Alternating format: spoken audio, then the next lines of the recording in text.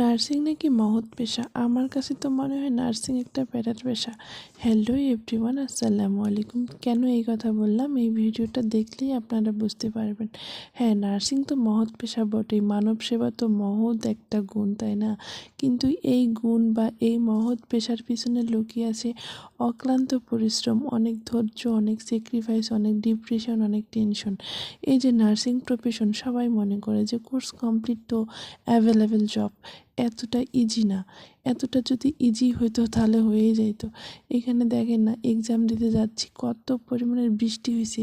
এই বৃষ্টির মধ্যে এক্সামে যাইতে হবে, ডিউটি, ক্লাস সব মিলে না একজন নার্সিং স্টুডেন্টের মনে হয় 10 বছরের আয়ু কমে যায়। আমার তো অলরেডি 10 বছরের আয়ু কমে গেছে। এত পরিমাণে টেনশন, এত পরিমাণে চাপে থাকতে হয়। কিচ্ছু করার নাই, যেহেতু প্রফেশন হিসেবে এটা বেছে নিয়েছি, তাই এইভাবে উড়াধুরা ডান্স করে এই প্রফেশনটাকে এনজয় করতে হবে। এই প্রফেশনের মানুষগুলো না সবই পারে, পেশেন্ট টেক কেয়ার থেকে শুরু করে নাচা গানা সবই পারে, একদম অলরাউন্ডার।